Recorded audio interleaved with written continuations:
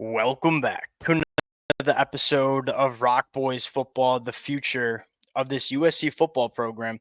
It's been one of the more popular conversations, not only for USC fans, but at a national level. At the end of the day, this USC program, it's one of the most rich traditions on the college football field that we see in all of the country.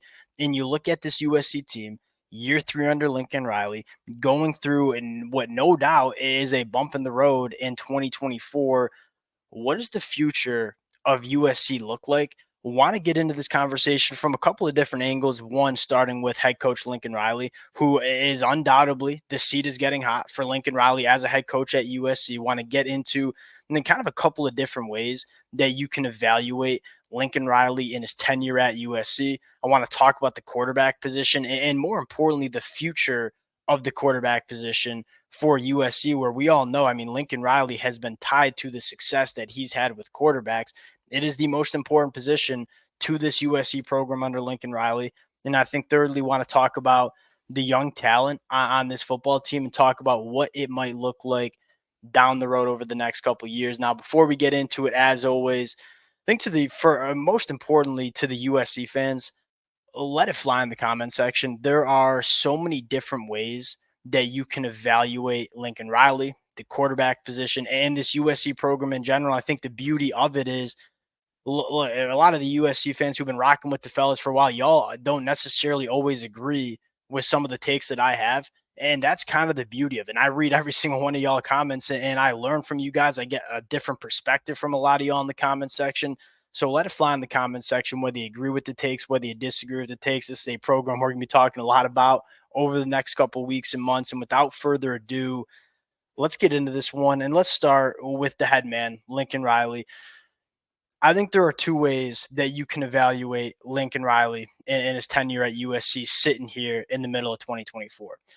A lot of the USC fans who've been rocking with the fellas for a while now know that I've been a pretty staunch defender of Lincoln Riley at USC. And I'll say this right now, sitting here in the middle of 2024, it's getting harder and harder to do so. Even the people that were supporting Lincoln Riley and defending Lincoln Riley this offseason, I'm seeing y'all in the comment sections start to have, kind of second opinions. And that happens when you kind of suffer the losses that USC has had. Losing in the same way almost every single time, where you are winning in the second half, you go away from the run game, you can't close out a football game. That at a certain point becomes unacceptable. And I think the frustrating part for a lot of USC fans is you can see notable growth from a lot of different aspects on this USC team, but finishing football games has been a massive problem for USC. And I think it starts at the head coach spot. And I think one of the things we talked about Sunday, so I'm not going to go too far into it, is Lincoln Riley as the play caller, but also being the head coach. I think that is turning out to be a problem. And I'm not saying Lincoln Riley shouldn't have a heavy hand in this USC offense, because at the end of the day, he's one of the best offensive minds that we see in this sport. But when you have your head coach also calling the plays, you kind of get that disconnect between, all right, what's the game looking like? How should this game be managed for the next 10 minutes of this football game? It's hard for a head coach to understand that when he's starting to think about, hey, what play do I have to call next? And what am I trying to attack in the opposing defense?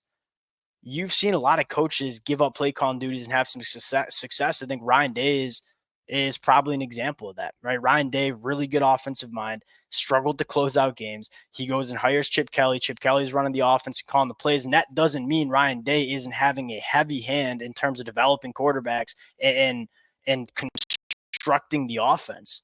But it's nice to have your head coach not be buried in the play calling sheet in the middle of the fourth quarter when you're trying to figure out how to close out a football game. I think that's one of the things that could be addressed for USC in this offseason. I think at the end of the day, the positive perspective that you can have with Lincoln Riley and USC is, look, these losses, they're inexcusable. Nobody's trying to defend them. But you can see a young head coach, and I still consider Lincoln Riley a young head coach, right? He was given the keys to an Oklahoma program at a young age, having no head coaching experience, did a very good job, comes to USC because he thinks there's a little bit of a higher ceiling for this USC program. You're still seeing Lincoln Riley go through some growing pains as a head coach, but you're also seeing him identify some of the things that USC has struggled with.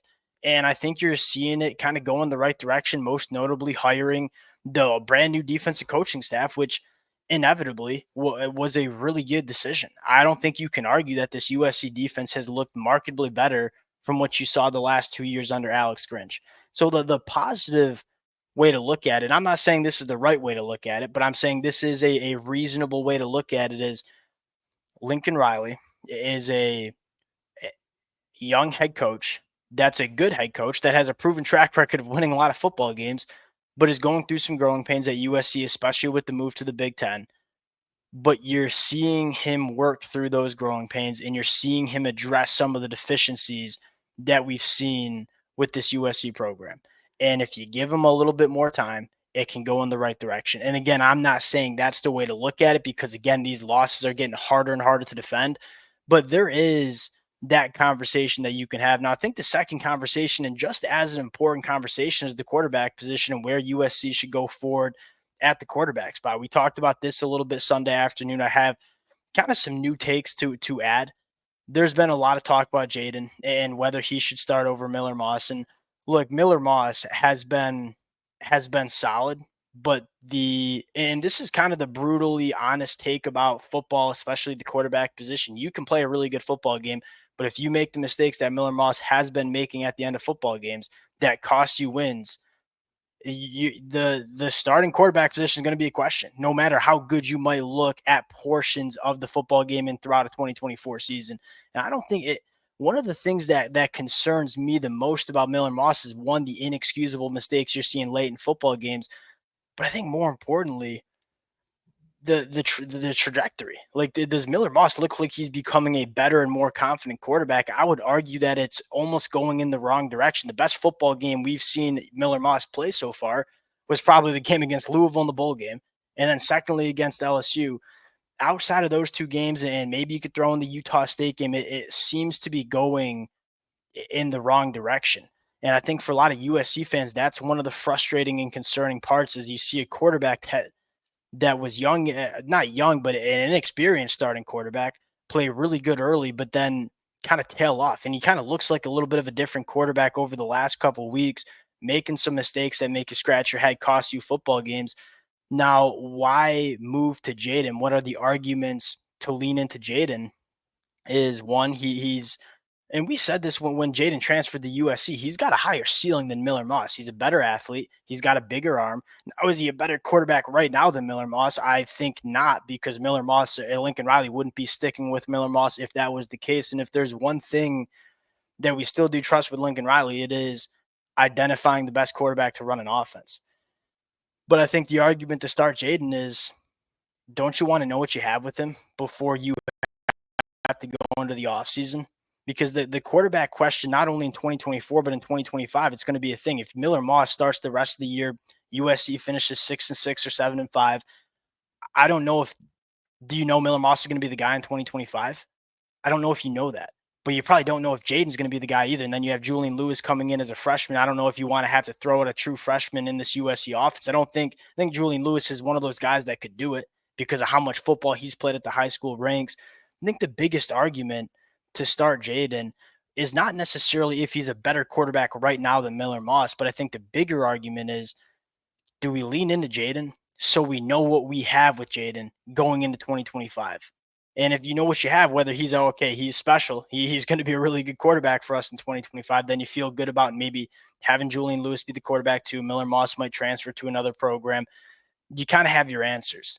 I think that makes a lot of sense because if you go into the offseason not having your answers about who do you think can run this offense the best in 2025, that's going to be a really big problem for USC to address when USC's got some other problems they need to address in the transfer portal and in the offseason beside the quarterback position. So I think the best argument to start Jaden is just see what you have with Jaden. Like, at the end of the day, does USC care about going 6-6 or 7-5? I wouldn't care. I'm a Michigan fan. I want to see our true freshman quarterback play because I want to know what we have in him. I don't care if it's a 6-6 season or a 7-5 season. Quite frankly, if we miss a bowl, but we are leaning with a quarterback that might have some upside, I'm personally kind of okay with that. Now, I think the last conversation, this is kind of why I have the depth chart up, is the young talent on USC. Where does USC go in 2025? It's no secret that they have some things to address, specifically on the lines of scrimmage. But you do have a young nucleus of difference makers that will be back in 2025, right? Deuce Robinson, Mekhi Lemon, Jacoby Lane. I'm not sure if Zachariah Branch will be back. He might be. But you got three difference makers at wide receiver. You got a true freshman, Xavier Jordan, who hasn't played that much, but I think can be a very good wide receiver. You got a really special running back in Quentin Joyner, who I'd like to see more of. But I think one of the conversations is that was probably the best football game we've seen Elijah Page play against Maryland.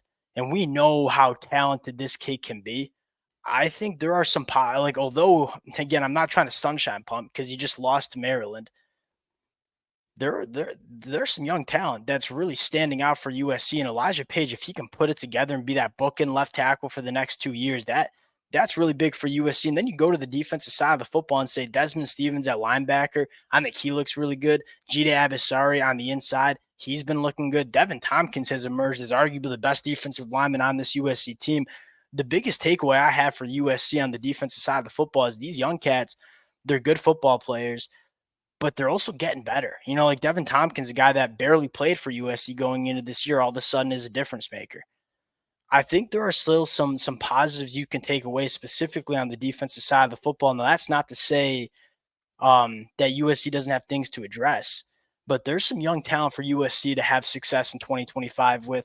Now, the conversation is Lincoln Riley, the guy to maximize that young talent. That's a conversation that we'll have for probably the next couple of months. I think at the end of the day, Lincoln Riley's going to be here. I don't think USC will pay that buyout after this year. And the one thing you can do for USC is kind of say, hey, can Lincoln Riley figure it out as a head coach and can figure out how to close games? And if you get that from Lincoln Riley going into year 4, this team can be damn, like there's no doubt USC is going to be back. It's just a matter of when, and if Lincoln Riley is going to be the guy to do that. Those are kind of the takes that I've had. Again, I'm kind of split now. A lot of y'all know, like, I was a defender of Miller Moss. I was a defender of Lincoln Riley. I'm sitting here in the middle of 2024 saying I'm and on those swords anymore. And I wouldn't mind seeing some shakeup for USC going forward in the rest of 2024. Let it fly in the comment section. Appreciate you guys rocking with it. If y'all do enjoy the content, consider subscribing to the channel. We'll talk to y'all later. Peace.